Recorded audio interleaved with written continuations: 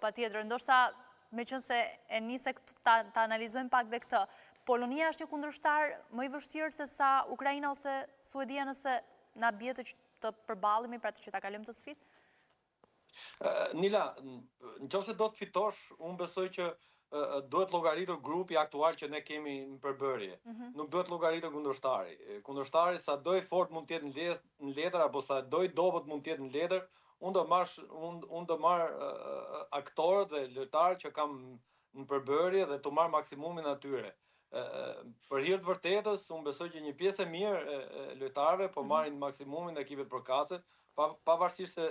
nga kapiteni që vjen i dëmtuar dhe disa lojtarë tjerë që nuk kanë minutat në përkëmbë, unë besoj që çdo kush tjetër ka marrë maksimumin dhe është në formë optimale për këtë ndeshje. Gjithsesi, unë uroj që djemt nuk besoj që ata ndihen inferior nga Polonia apo nga Ukraina apo nga Suedia. Besoj që janë barabartë, unë letër i shikoj të barabartë dhe nuk ka pse të ndihen inferior.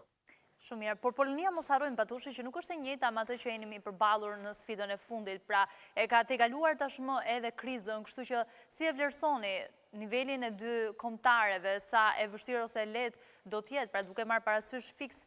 me këtë do përballen, pra lojtarët e kombëtarës sonë, me cilët element në fushë do kenë të